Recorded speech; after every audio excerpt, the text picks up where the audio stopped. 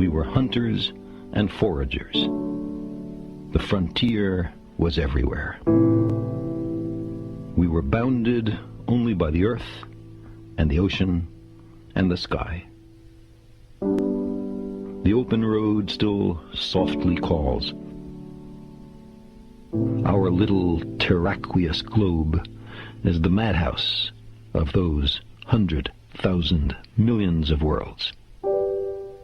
We who cannot even put our own planetary home in order, riven with rivalries and hatreds, are we to venture out into space? By the time we're ready to settle even the nearest other planetary systems, we will have changed. The simple passage of so many generations will have changed us. Necessity will have changed us. We're an adaptable species. It will not be we who reach Alpha Centauri and the other nearby stars. It will be a species very like us, but with more of our strengths and fewer of our weaknesses. More confident, far-seeing, capable, and prudent. For all our failings, despite our limitations and fallibilities, we humans are capable of greatness. What new wonders, undreamt of in our time, will we have wrought in another generation, and another? How far will our nomadic species have wandered by the end of the next century, and the next millennium? Our remote descendants, safely arrayed on many worlds through the solar system and beyond, will be unified by their common heritage, by their regard for their home planet, and by the knowledge that whatever other life may be, the only humans in all the universe come from Earth. They will gaze up and strain to find the blue dot in their skies. They will marvel at how vulnerable the repository of all our potential once was, how perilous our infancy, how humble our beginnings, how many rivers we had to cross before we found our way.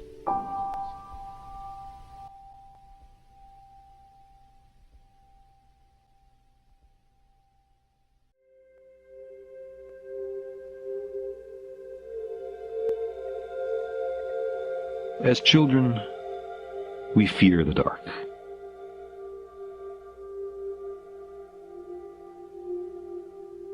The unknown troubles us.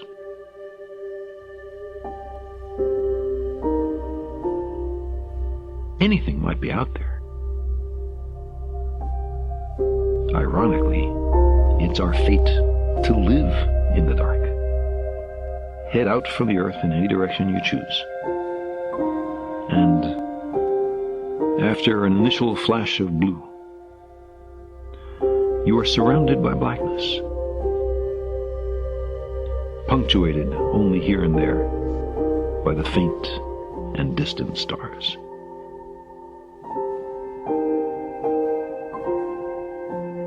Even after we're grown, the darkness retains its power to frighten us. And so there are those who say we should not inquire too closely into who else might be living in that darkness. Better not to know, they say. There are 400 billion stars in the Milky Way galaxy. Of this immense multitude, could it be that our humdrum sun is the only one with an inhabited planet? Maybe. Maybe the origin of life or intelligence is exceedingly improbable. Or maybe civilizations arise all the time, but wipe themselves out as soon as they are able. Or, here and there, peppered across space. Maybe there are worlds something like our own, on which other beings gaze up and wonder as we do about who else lives in the dark.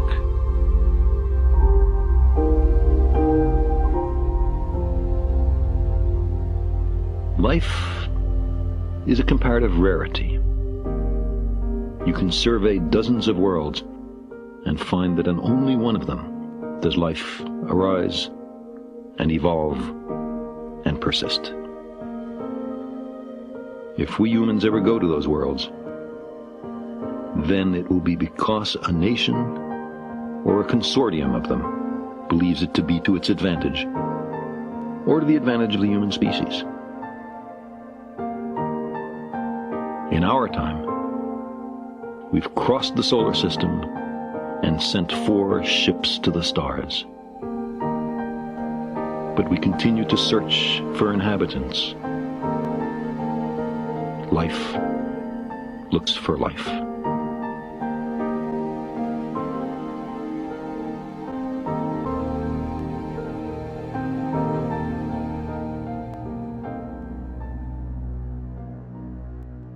Consider again that pale blue dot we've been talking about. Imagine that you take a good long look at it. Imagine you're staring at the dot for any length of time, and then try to convince yourself that God created the whole universe for one of the 10 million or so species of life that inhabit that speck of dust.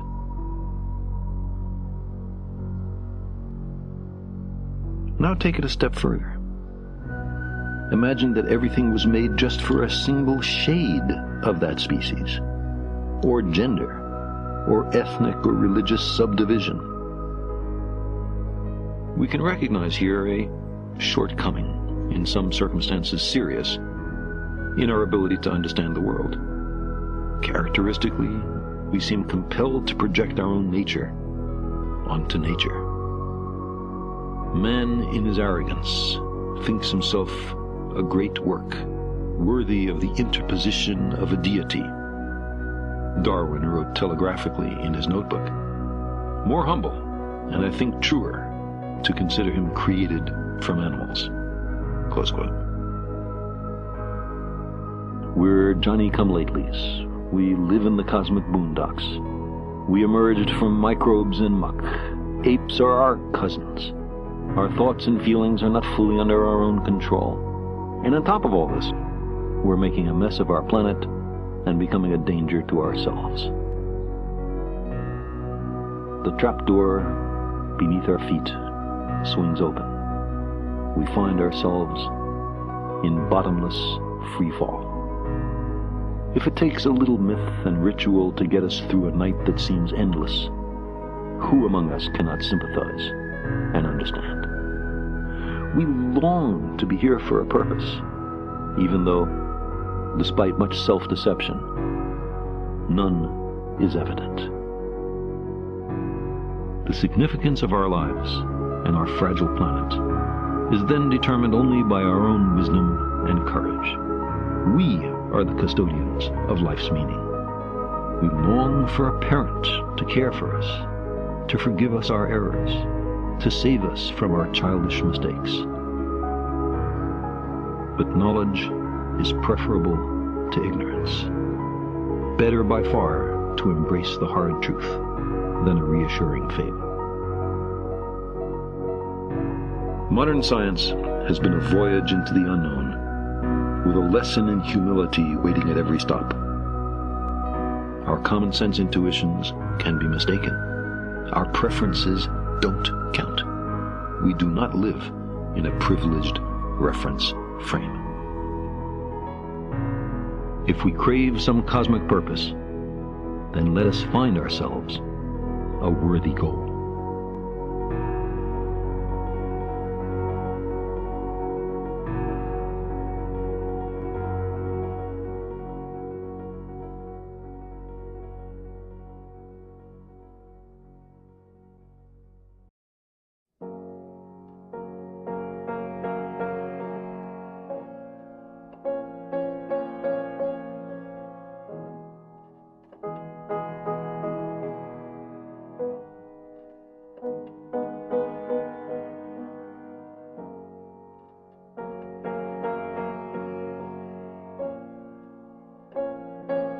It's easy to imagine skeins of historical causality. There were many possible historical paths. Our ancestors walked from East Africa to Novaya Zemlya and Ayers Rock and Patagonia. They hunted elephants with stone spear points. They walked the moon a decade after entering space. It is beyond our powers to predict the future. Catastrophic events have a way of sneaking up on us, of catching us unaware. Your own life, or your band's, or even your species might be owed to a restless few, drawn by a craving they can hardly articulate or understand, to undiscovered lands and new worlds. Each victory is only a prelude to another, and no boundaries can be set to rational hope. Our particular causality scheme has brought us to a modest and rudimentary, although in many respects heroic, series of explorations. But it is far inferior to what might have been, and what may one day be.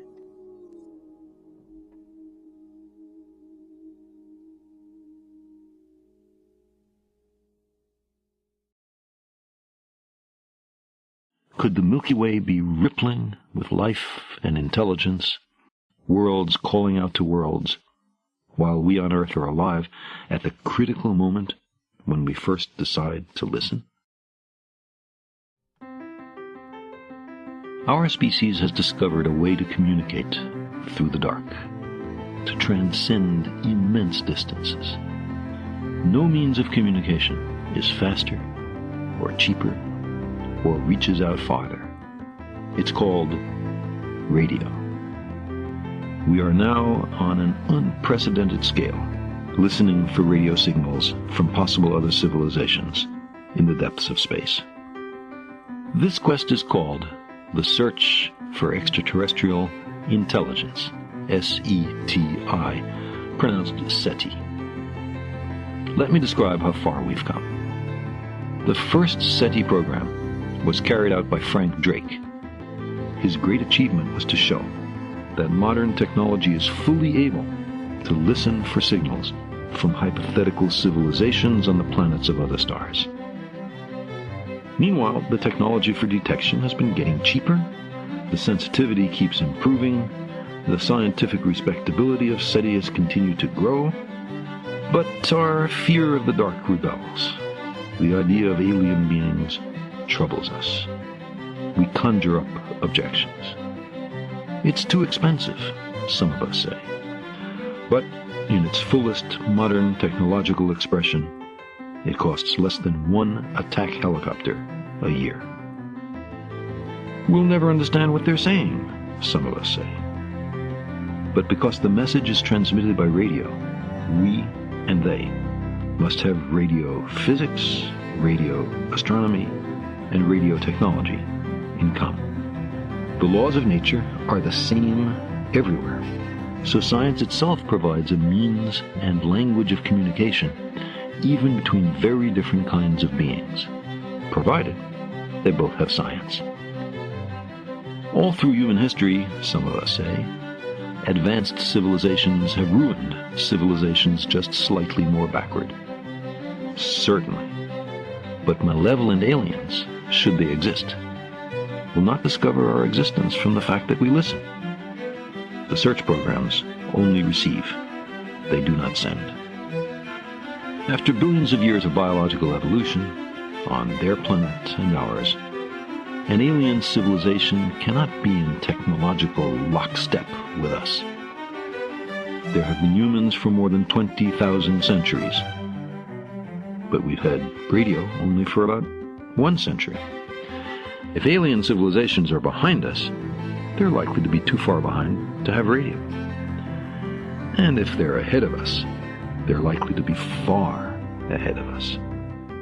Think of the technical advances in our world over just the last few centuries. What is for us technologically difficult or impossible, what might seem to us like magic, might for them be trivially easy. We could communicate today across much of the galaxy. They should be able to do much better, if they exist.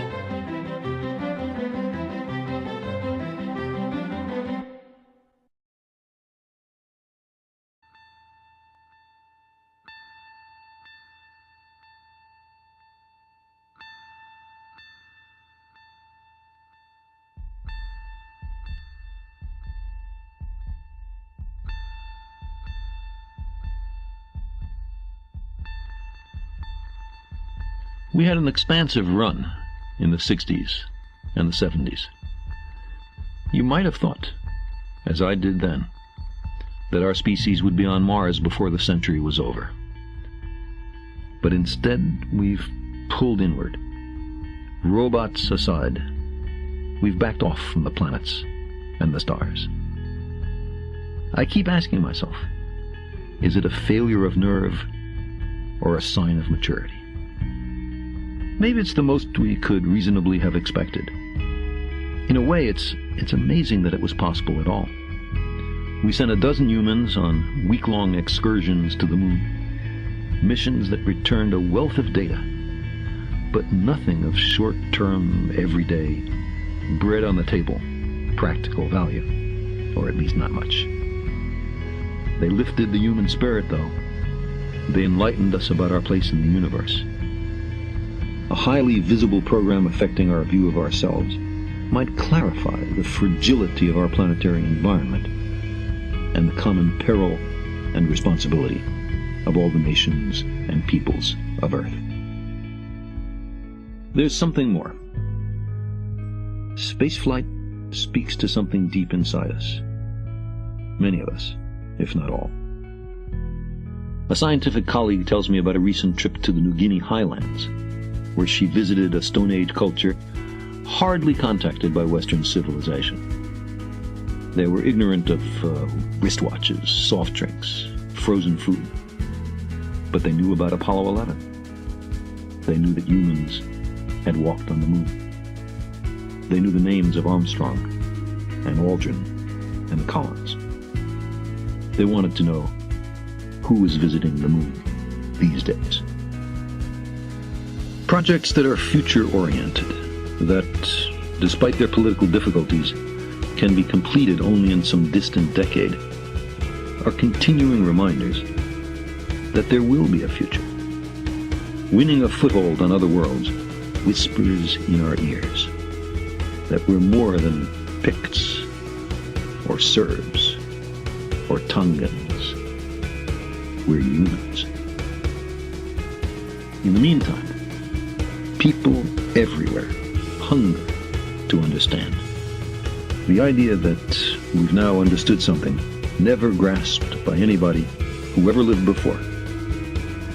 That exhilaration, especially intense for the scientists involved, but perceptible to nearly everybody, propagates through the society, bounces off walls, and comes back at us.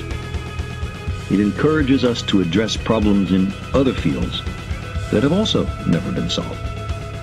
It increases the general sense of optimism in the society.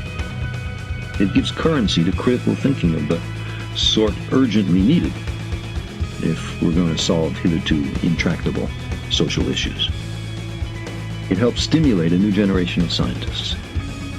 The more science in the media, especially if methods are described as well as conclusions and implications, the healthier, I believe, the society is.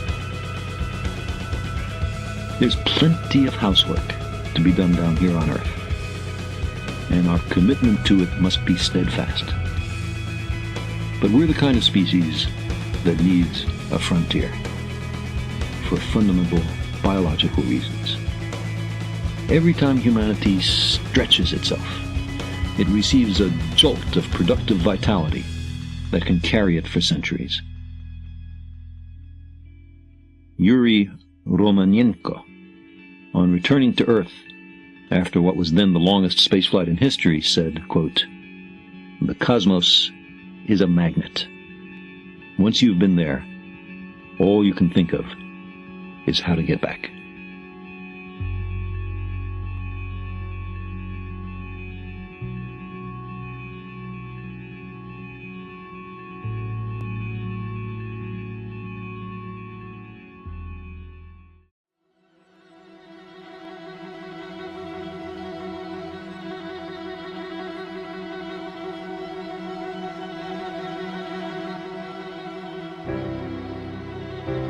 It might be a familiar progression, transpiring on many worlds.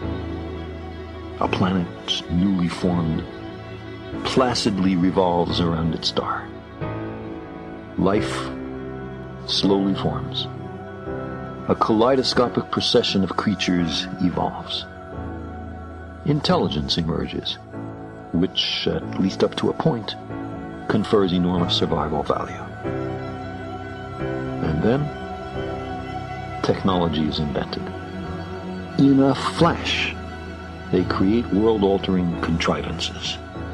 Some planetary civilizations see their way through, place limits on what may and what must not be done, and safely pass through the time of perils. Others, not so lucky or so prudent, perish. This is one reason that in the long astronomical perspective, there is something truly epical about now. This is the first moment in the history of our planet when any species, by its own voluntary actions, has become a danger to itself, as well as to vast numbers of others. We humans have already precipitated extinctions of species on a scale unprecedented since the end of the Cretaceous period. But only in the last decade has the magnitude of these extinctions become clear, and the possibility raised that in our ignorance of the interrelations of life on Earth, we may be endangering our own future. Of course, we must keep our planet habitable, not on a leisurely timescale of centuries or millennia, but urgently on a timescale of decades or even years. This will involve changes in government, in industry, in ethics, in economics, and in religion. We've never done such a thing before, certainly not on a global scale. It may well be too difficult for us. Dangerous technologies may be too widespread. Corruption may be too pervasive. There may be too many quarreling ethnic groups, nation-states, and ideologies for the right kind of global change to be instituted. However, we humans also have a history of making long-lasting social change that nearly everyone thought was impossible. We have often, despite our diversity, despite endemic hatreds, pulled together to face a common enemy. Our leverage on the future is high just now. We seem these days much more willing to recognize the perils before us than we were even a decade ago. The newly recognized dangers threaten all of us equally. No one can say how it will turn out down here. But this is also, we may note, the first time that a species has become able to journey to the planets and the stars. Sailors on a becalmed sea, we sense the stirring of a breeze.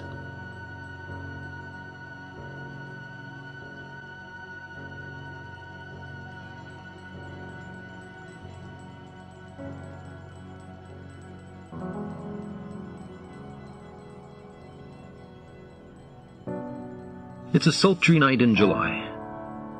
You've fallen asleep in the armchair.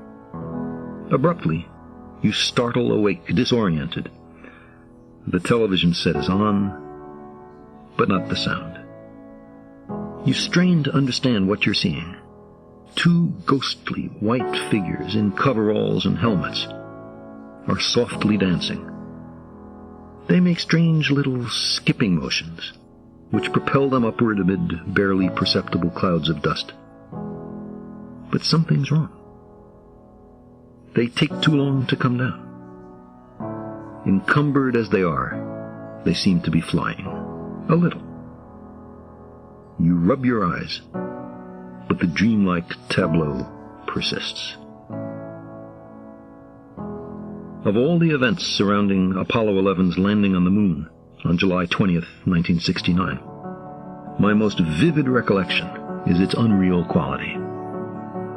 Neil Armstrong and Buzz Aldrin shuffled along the gray, dusty lunar surface, the Earth looming large in their sky, while Michael Collins, now the moon's own moon, orbited above them in lonely vigil. Yes, it was an astonishing technological achievement and a triumph for the United States. Yes, the astronauts displayed death-defying courage. Yes, as Armstrong said as he first alighted, this was a historic step for the human species. But if you turned off the byplay between Mission Control and the Sea of Tranquility, with its deliberately mundane and routine chatter, and stared into that black and white television monitor, you could glimpse that we humans had entered the realm of myth and legend. Once upon a time, we soared into the solar system for a few years. Then we hurried back. Why? What happened? What was Apollo really about? Apollo conveyed a confidence, energy, and breadth of vision that did capture the imagination of the world. It inspired an optimism about technology, an enthusiasm for the future. If we could fly to the moon, as so many have asked, what else were we capable of? We may have found that perspective just in time, just as our technology threatens the habitability of our world. Whatever the reason we first mustered the Apollo program, however mired it was in Cold War nationalism and the instruments of death, the inescapable recognition of the unity and fragility of the Earth is its clear and luminous dividend, the unexpected, final gift of Apollo.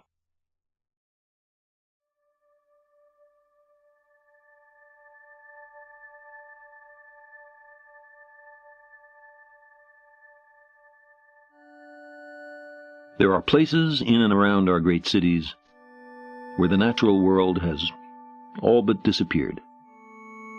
You can make out streets and sidewalks, autos, parking garages, advertising billboards, monuments of glass and steel, but not a tree or a blade of grass or any animal, besides, of course, the humans. There are lots of humans. Only when you look straight up through the skyscraper canyons can you make out a star or a patch of blue. Reminders of what was there long before humans came to be. It's not hard going to work every day in such a place to be impressed with ourselves, how we've transformed the Earth for our benefit and convenience. But a few hundred miles up or down, there are no humans. Our impact on the universe is nil. In the last 10,000 years, an instant in our long history, we've abandoned the nomadic life. We've domesticated the plants and animals. Why chase the food when you can make it come to you? For all its material advantages, the sedentary life has left us edgy, unfulfilled. Even after 400 generations in villages and cities, we haven't forgotten. There are now people on every continent and the remotest islands, from pole to pole, from Mount Everest to the Dead Sea, on the ocean bottoms, and even, occasionally, in residence 200 miles up. Humans, like the gods of old, living in the sky. These days, there seems to be nowhere left to explore. Victims of their very success, the explorers now pretty much stay home. Maybe it's a little early. Maybe the time is not quite yet. But those other worlds, promising untold opportunities, beckon. Just now, there are a great many matters that are pressing in on us, that compete for the money it takes to send people to other worlds. Should we solve those problems first, or are they a reason for going? Our planet and our solar system are surrounded by a new world ocean, the depths of space.